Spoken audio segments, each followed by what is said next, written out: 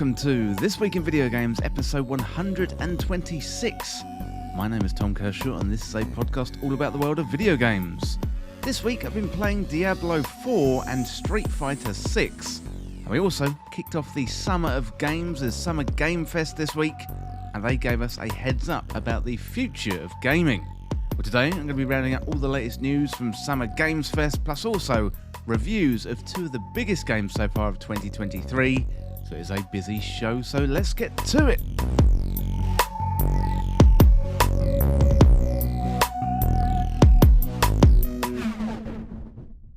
Welcome to the show, everyone. I hope you're well and you're having a good week. Now, I'm good this week, and Summer Games Fest has kicked off in style.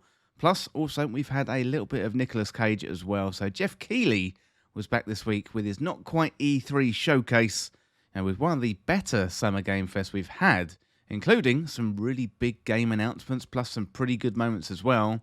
So games press from all over the world are getting together in LA right now to play some games, including Mortal Kombat 1, Alan Wake 2. That is all happening this weekend, so shout out to everybody currently at Summer Games Fest.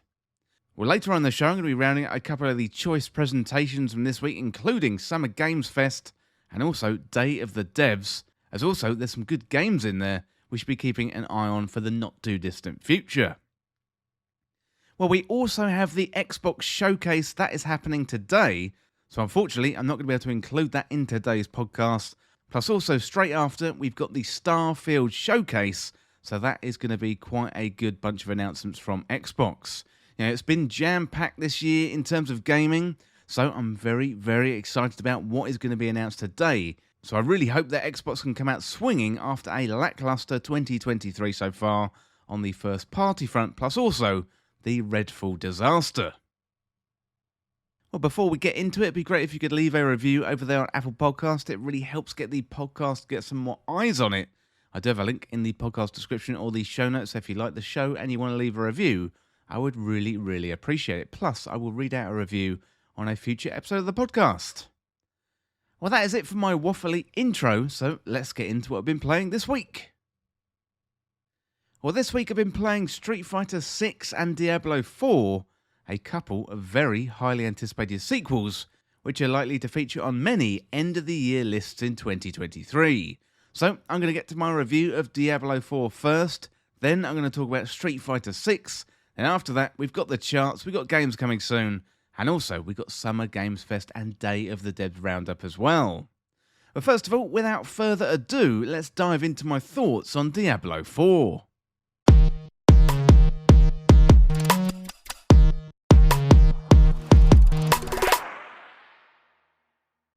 Well, Diablo 4 is out right now and is rising to the top of the charts for games released in 2023. It's been an absolute treat so far this year, and Diablo 4 looks to continue a trend of excellent releases. This one is an action ARPG which sticks to the tried and tested Diablo formula, but this time it's much darker, it's gorier, there's a focus on build crafting and also class mastery like never before. Well, Diablo 4 is the latest in the series, following on from a rather bright and colourful Diablo 3, and also the recent mobile entry Diablo Immortal. Diablo 4 is going back to its demonic roots, focusing on a darker theme than ever before. This one is a dungeon crawler at its core, and as you play you level up and gather loot to boost your armour and your weapons in an effort to take on harder and harder enemies until eventually you get to that endgame. The core gameplay loop is running through dungeons, killing enemies, boosting your own stats, optimising your build, which leads to disposing of even more enemies in fun ways. Well, Diablo 4 doesn't revolutionise the genre, but it does do all of the component parts very, very well. You can get very specific with the skill trees, which brings Diablo 4 much more in line with other ARPGs today. While Diablo 4 is great, one criticism could be thrown at Blizzard in that they are playing it very safe. You know, Path of Exile and Lost Ark in recent years have shown some really good innovation, especially in the visceral combat shown in Lost Ark. Whereas Diablo 4, they are remixing the greatest hits from the series in their latest entry, so what it lacks in innovation is definitely made up for in polish. Well, the story has been vastly improved from previous Diablo games. The broad objective is to defeat Lilith, daughter of one of the prime evils of hell. So the story itself, the voice acting, the cutscenes and the gameplay all blend together really, really well to culminate in one of the best story experiences that we've seen from Blizzard. Yeah, while the story is important for hooking players in, it's the gameplay, the combat, the build crafting, hunting for loot that drops, and the core gameplay loop that's even more important in a game like this. All 5 classes are distinct to play and they are fun, although some are more fun than others earlier on in the game. The rogue, for example, moves quickly and fires arrows from a distance. The sorcerer creates elemental attacks with fire, ice, electricity and arc magic. The necromancer raises the dead from the ground, and the barbarian smashes skulls with brute strength. Finally, you've got the druid, who can morph into animals, plus use earth magic as well, so all classes have their pros and cons, but they are definitely all tons of fun. Class mechanics unlock at various points of the campaign for each class, so the sorcerer gets their enchantment system in Act 1, that allows you to enchant your spells to augment how they work. This means you can mix and match spells to suit your playstyle, and that feels like much deeper customization than we've ever felt before, meaning no 2 sorcerers are going to feel the same depending on the skill tree options. Each class has their own unique skills unveiled to them throughout the campaign, so the druid has access to more animals, the necromancer can raise even more dead, and so on and so forth. So each character feels unique, which is further customized to their unique systems. Loot is another way to improve your build in Diablo 4, so this includes weapons and armor, in particular armor that has special abilities. For example, you might receive some armor with some healing over time skills, meaning you can switch up your playstyle from range to close quarters. Weapons too can hold additional skills like randomly casting an additional spell when you cast an initial one, meaning the screen turns into explosions all over the place. There's moments in the game where Diablo 4 starts to click. It's either a skill or an unlock or a build, but when that moment comes, it all falls into place. Build crafting is one of the reasons why Diablo 4 will keep you coming back for more each time. It's cheap to respec, so if you don't like your initial build, then you can simply change it. Much of my time so far has been spent with the sorcerer, meaning I've got fire, ice, electricity and arc combinations, so I can spec into a single element which works very well, and you can become very, very powerful in that single element. Or you can use combinations, so ice and lightning is particularly fun. The skill tree allows for deep customization, and given it's fairly simple to respec, going out there and testing new builds is one of the best elements of Diablo 4. So one noticeable feature of the final product is that it feels more streamlined compared to the betas Blizzard put out earlier on in the year, which is good, given that indicates they are listening to feedback and acting on it quickly. The pace of Diablo 4 is noticeable, and there's much less backtracking as we previously encountered, which keeps you moving forward quickly. So it does take the game a little while to click into gear, with regular enemies almost melting in the first few hours, not presenting much of a challenge at all. Although I guess they are only there to get you used to the mechanics and act as a tutorial in those first few hours. Soon you're going to encounter shamans who can summon other enemies, and this is really the point where things start to ramp up nicely. So bosses also start off fairly weak, but the difficulty ramps up as you progress, as does the complexity in the battles. I would have liked to see more variation in the bosses though, as they do all tend to blend into one another with rare standout moments. So while you can play Diablo 4 solo, it's also good to run through dungeons with friends or online LFG groups, as teaming up does make the game really, really satisfying. The online service here seems to work really well, and the game launched with a few minor issues but nothing major, which is a breath of fresh air in this day and age for huge games like this. You can team up with other players to take down world bosses together, run around towns, explore, plus also you've got PvP too.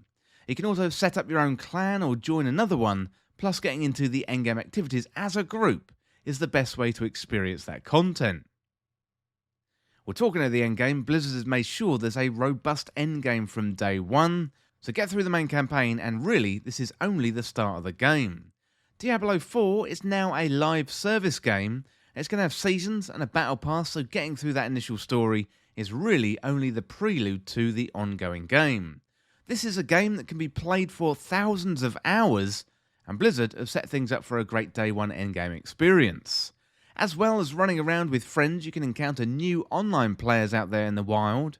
For example, if you take down a world boss together, there is a chance to friend up and play again another day. Well, your first main objective post-campaign is to get to level 50, and this is where you're going to unlock your first capstone dungeon, plus also you can unlock a third world tier and new activities, and also a higher tier of loot drops as well. One of these is called a Helltide event. You got blood rain and enemies swarming from everywhere. PvP is another decent endgame activity. So there's 2 PvP zones in Sanctuary where you play against one another to kill NPCs, collect their materials and fend off other players. Then the objective is to get out with the most resources. Similar to an extraction mode, but with the Diablo look and feel, it is a whole lot of fun. Very, very nerve jangling and satisfying when you get out, and it is bound to keep you coming back time after time. Overall, Diablo 4 is a fantastic follow-up to Diablo 3, and it's modernised the franchise in many positive ways. While this isn't going to revolutionise the ARPG genre, it certainly breathes new life into Diablo, and it is a worthy successor. The story is good fun, but that is only the beginning as you get into the endgame where the real fun begins. Well, the game was developed by Blizzard, it was published by Blizzard as well. It's available on PC, PlayStation, and also Xbox 2, and the release date was the 6th of June 2023. Well, that is it for the moment for Diablo 4. Really, really good one. And I reckon that one is going to be a game in many Game of the Year lists at the end of 2023. Really, really good. Definitely recommend if you are an experienced Diablo player, you should go out there and get it. And even if you are new to the series as well, definitely recommend this one. It is really, really good stuff. Well, that is it for now for Diablo 4. But next up, let's check out my review of Street Fighter 6.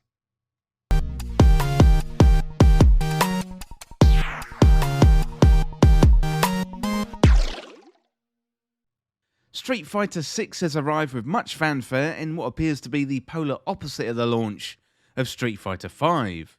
We've got a large roster of characters with a good mix of old and new, an online battle hub, we've got training modes, plus also the new World Tour mode.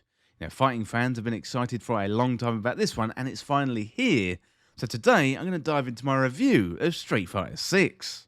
Well, I've been playing Street Fighter since the arcades in the 90s, but my memories certainly go to the early Super Nintendo era when Street Fighter 2 was bundled with consoles.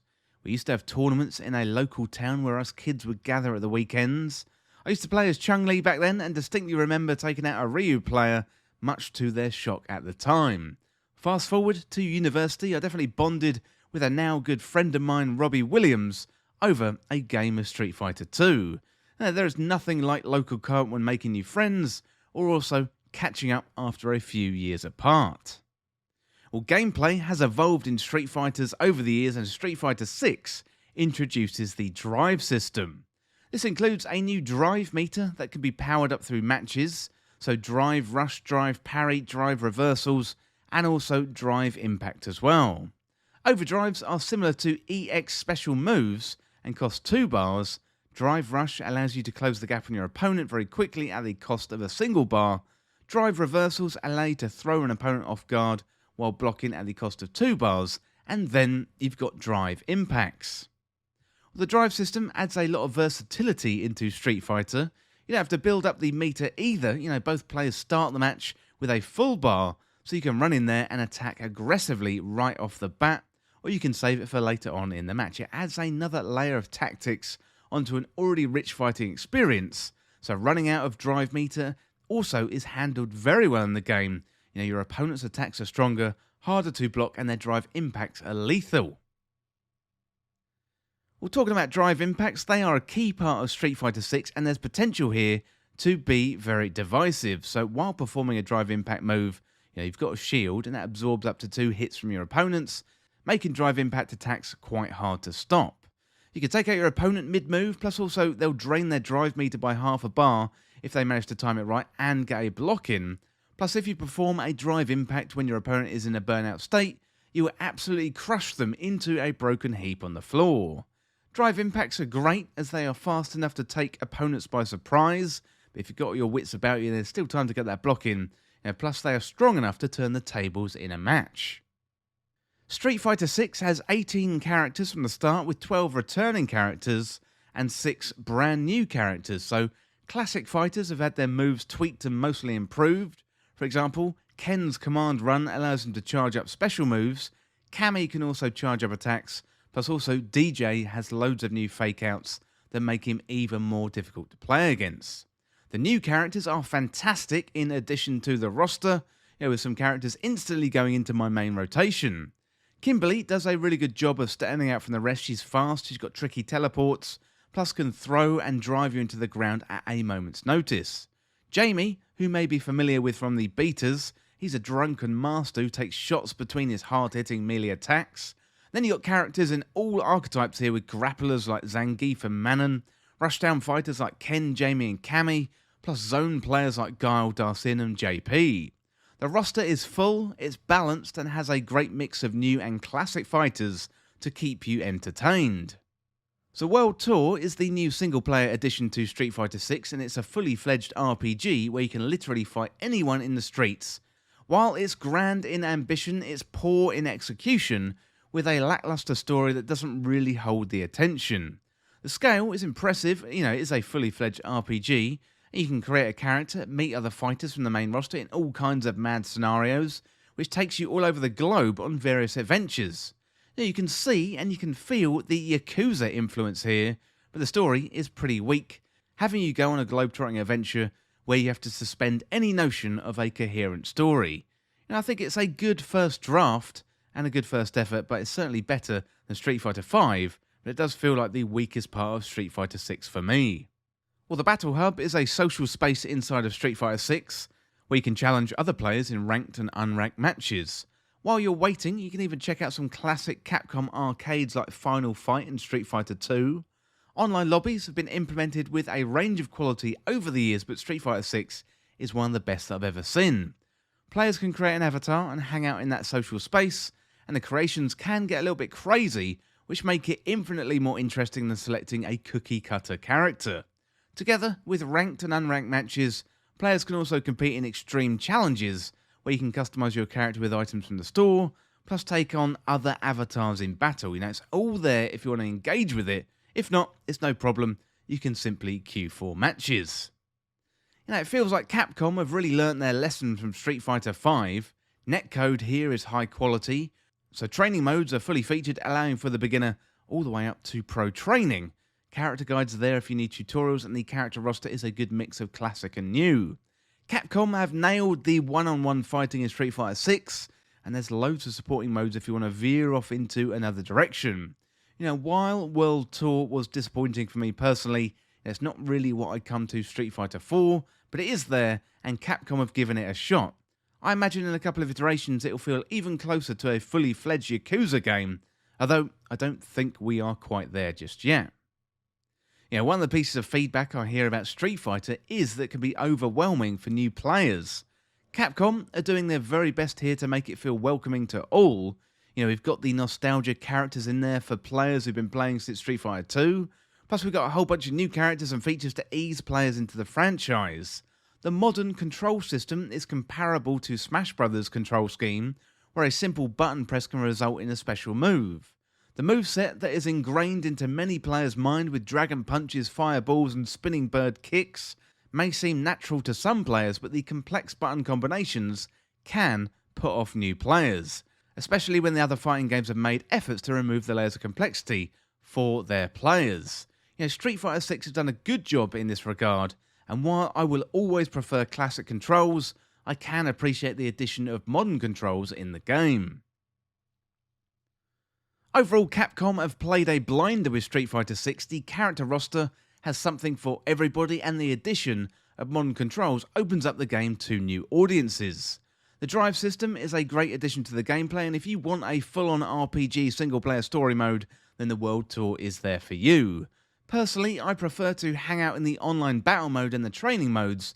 This is where I get my kicks from Street Fighter, and Street Fighter 6 looks to have corrected many of the missteps of Street Fighter 5, and it's even gone further to create not only the best fighting game of 2023, but one of the best games overall. You should definitely check it out. Well, the game was developed by Capcom, it was published by Capcom, it was released on the Xbox Series, also on the Xbox One. So it's released on the Xbox Series S and X, also Xbox One, PlayStation 5, PlayStation 4, and also the PC too. And originally the game released on the 2nd of June 2023. Well, that is it for the moment for Street Fighter 6. Really enjoying this one and definitely recommend trying it out. But that is it for now for Street Fighter 6. Next up, let's have a look at the all-platform charts.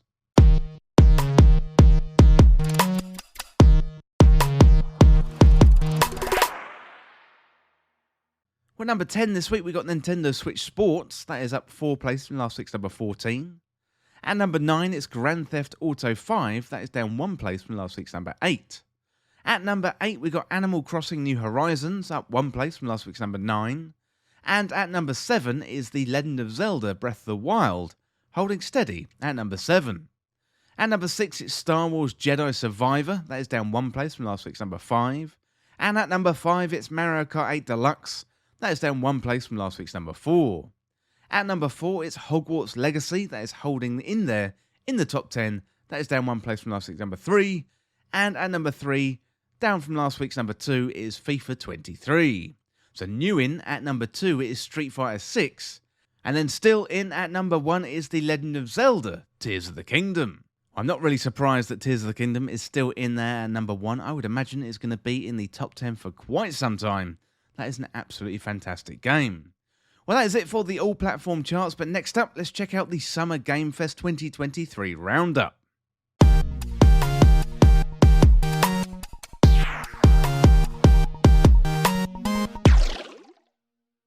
Well, Jeff Keighley and team were back with Summer Game Fest this week, and it was a really good showcase.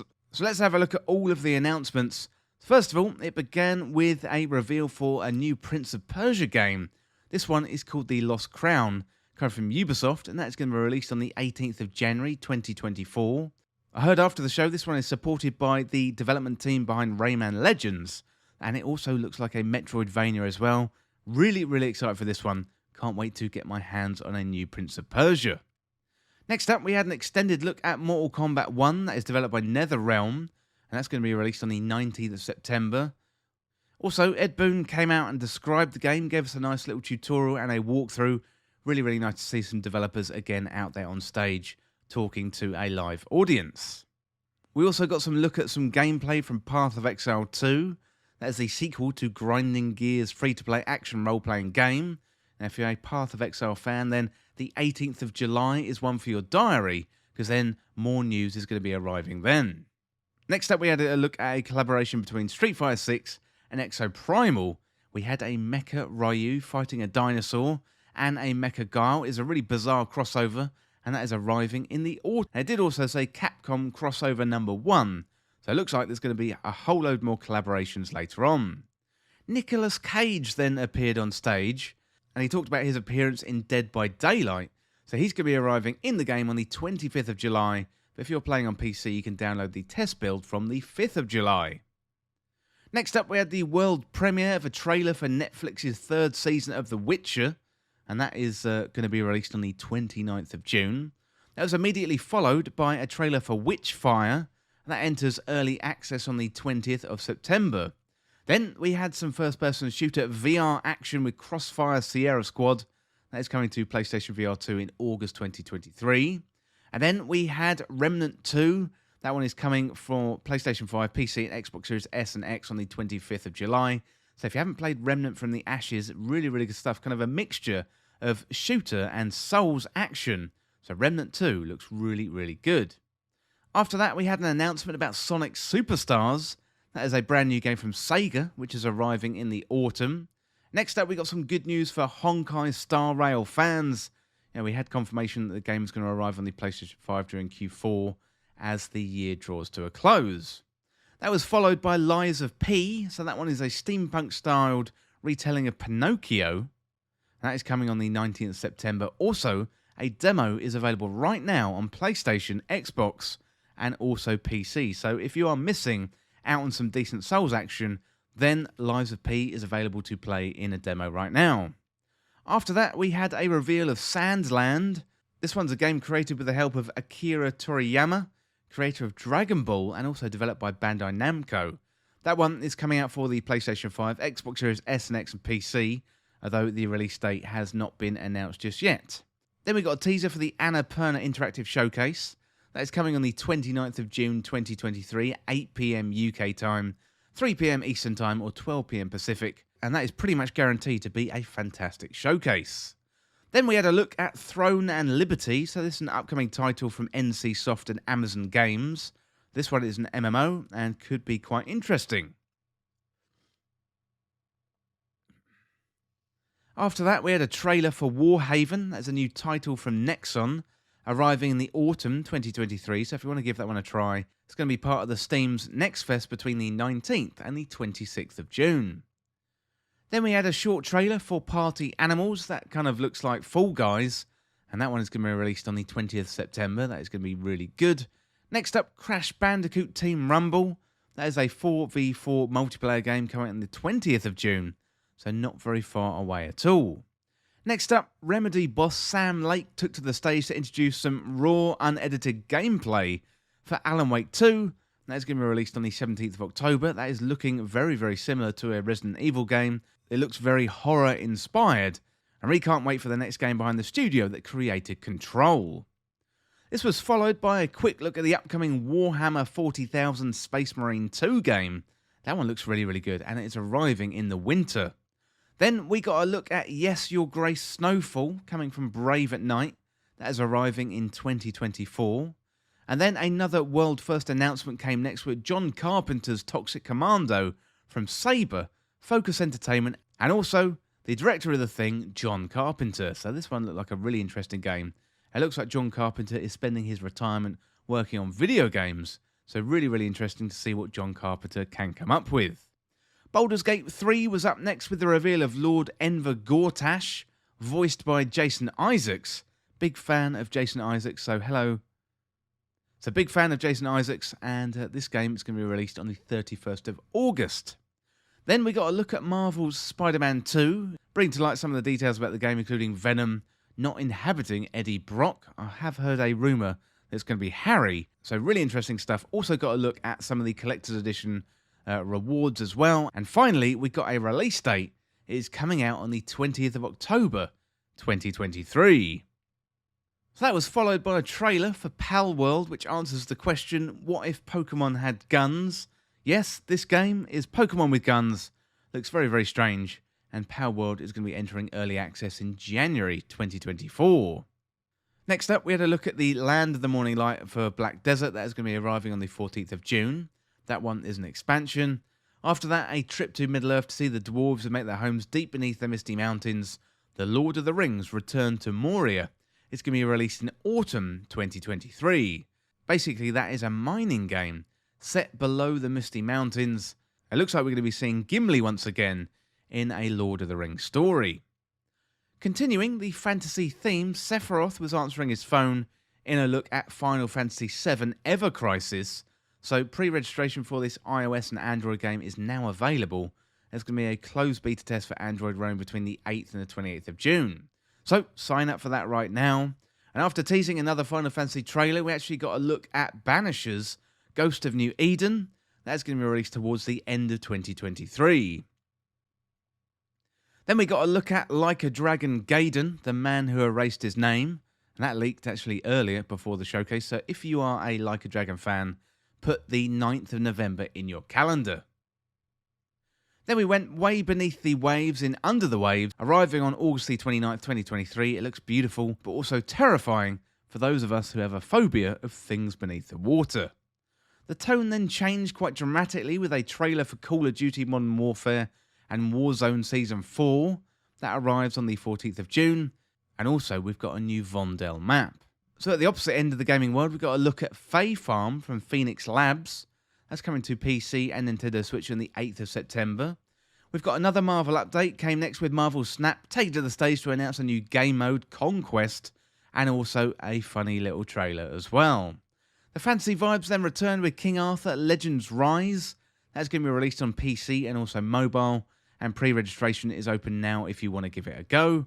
And then we got a trailer for the free-to-play Wayfinder arriving on PC, PlayStation 5, Xbox Series S and X, and that is coming out later in the year. Paradox Interactive then showed off Stellaris Nexus, and that was followed by a look back at Space Trash Scavenger, another title coming from Paradox.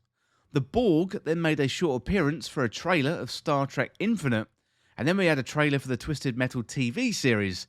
To be honest, looks absolutely terrible, and that is coming on the 27th of July via Peacock. So back to video games next, and we had a look at Lisfanga, the Timeshift Warrior, arriving at an unannounced date in 2023. So this one kind of looked like Hades, as you run through different runs, and then you team up with your shadow from past runs, so it looks like it's playing with time in a really nice mechanic for the game. So this one is definitely one to look out for.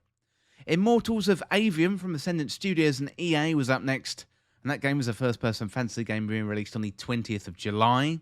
And then we had a cinematic trailer for Fortnite Chapter 4 Season 3, also known as Wilds, and that brings rideable dinosaurs and the return of a familiar face, and that is already out now.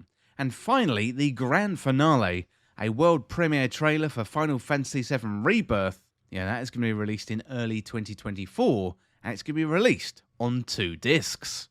Well, loads of stuff to digest there from Summer Games Fest, so big announcements, big games, and a really, really exciting way to kick off the summer. So thank you to Jeff Keighley and all the team behind Summer Games Fest. It was a really, really good show. Well, after Summer Games Fest, we had the Day of the Devs. So let's go back to that now and check out the Day of the Devs 2023.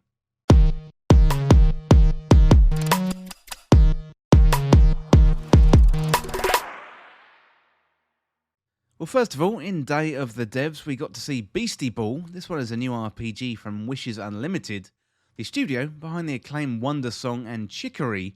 So this time around, the team is turning its attention to what looks something like Pokemon, with its combat replaced by a strategic turn-based take on volleyball. It sees players in the role of a coach touring the world and signing up beasties they encounter to join their team to take on rivals in bouts of Beastie Ball. Loads of beasties are promised, and they can form friendships that will create unique combos for use in matches. This one might still be a little way off though. A Kickstarter crowdfunding campaign launches soon. Next up we had Hyper Light Breaker, so this one I'm really looking forward to. So we've already seen a little bit of Hyper Light Breaker, developers Heart Machine fully 3D roguelike follow-up to the acclaimed Hyper Light Drifter, but the Day of the Devs saw it return with a smidgen more gameplay to share. Now for those unfamiliar, Hyper Light Breaker sees players exploring a vast, ever-changing 3D landscape known as the Overgrowth, using a mix of acrobatic abilities, wall dashing, hoverboarding, gliding, and also third-person combat to take out monsters and ultimately overthrow the Abyss King. And it's coming to early access later this year. Next up we had Simpler Times, so this one is from Transylvanian developer Stoneskip. It's a gentle puzzle adventure that sheds light into the beauty of the ordinary, and it follows the protagonist Tanya on a heartwarming journey through her memories as she prepares to leave her childhood home. The resulting experience combines visual storytelling and mindful interactions as players delve into Tanya's past, and each new puzzle's all themed around the items of sentimental value, bringing her closer to adulthood. And Simpler Times is coming to PC soon. Next up we had Viewfinder. This one is by Sad Owl Studios. Another one already generated a fair bit of hype. One of those puzzlers built around a genuinely mind-bending premise, with players able to snap photos that can be overlaid on the environment around them, whereupon whatever in the image becomes navigable, a 3-dimensional part of the world. And Viewfinder is currently set to launch for PlayStation 5 on the 18th of July. A demo is also available right now on the platform, and it's coming to PC sometime in 2023. Next up we had Haunty from developer Moonloop. It's a supernatural adventure coming to PC and consoles in 2024. Cast as a ghost in a wonderfully striking version of the afterlife, players can haunt a huge variety of objects in order to gain access to their unique abilities, and discovering what can and can't be haunted through exploration and experimentation is said to be a major part of the game.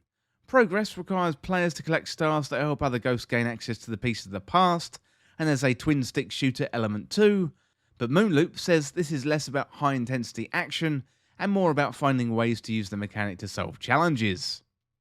Well, next up we had Cart Life. So Richard Hoffmeyer's acclaimed slice-of-life retail sim Cart Life It's making a return a decade after the original release and subsequent removal from sale, courtesy of Ad Hoc Studios. This new version remains faithful to the original. Players will still be able to experience the lives of 3 different street vendors, each from very different backgrounds, working with limited resources to juggle their needs with the needs of their carts. But this lovingly restored release promises new art, story content, mechanics, and updated controls, and it is out on PC and consoles later in the year.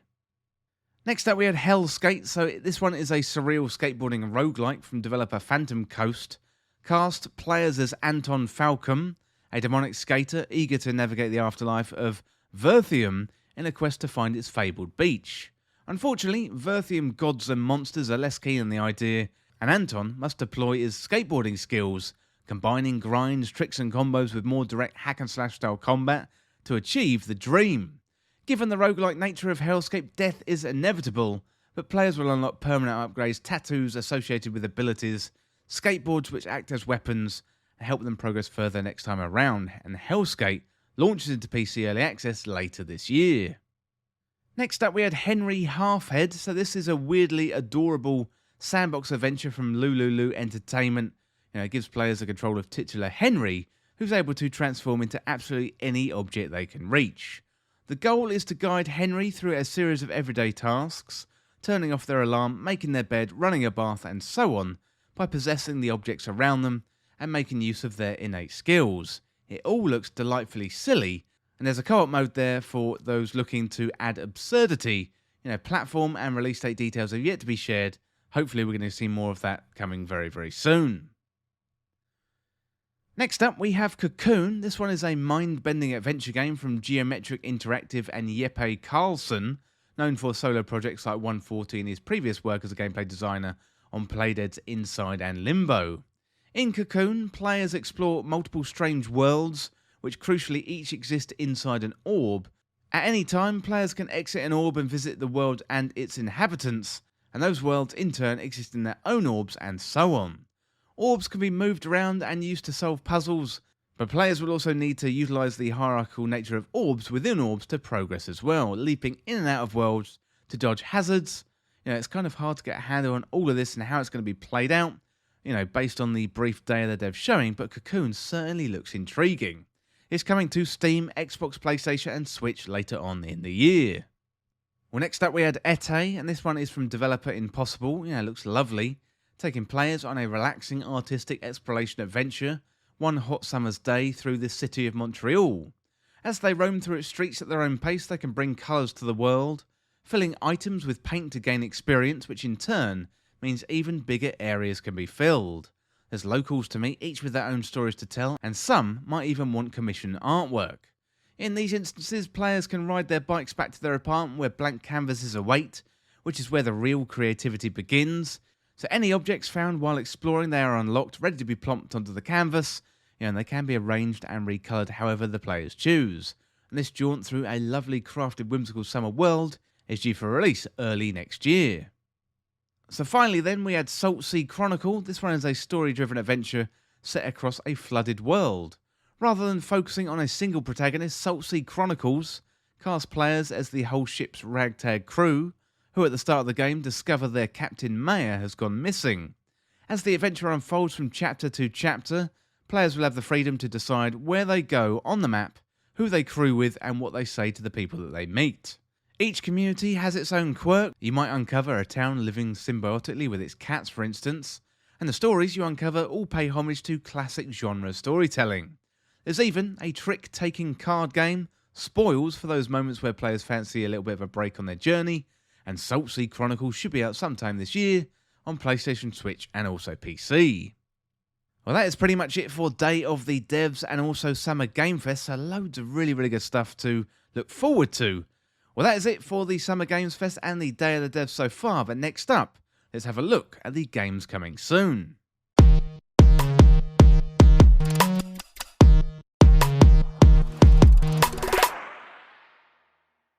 Okay, on the 13th of June, we've got Dordogne. That is coming to PlayStation 5, Xbox Series S and X, PlayStation 4, Xbox One, and also Switch and PC.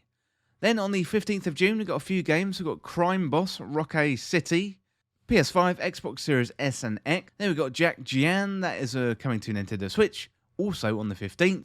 Then we've got Layers of Fear 2023, PS5, Xbox Series S and X, and also PC.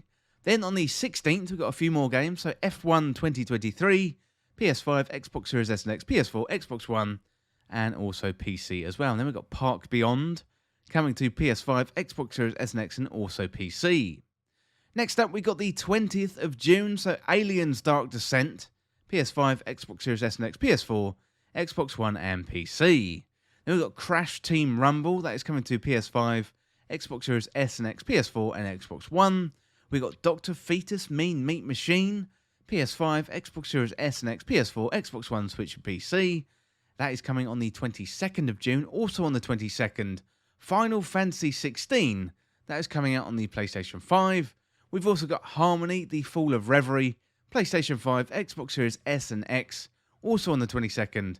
Then finally, on the 23rd, we got Sonic Origins Plus, coming to PS5, Xbox Series S and X, PS4, Xbox One, Switch, and PC.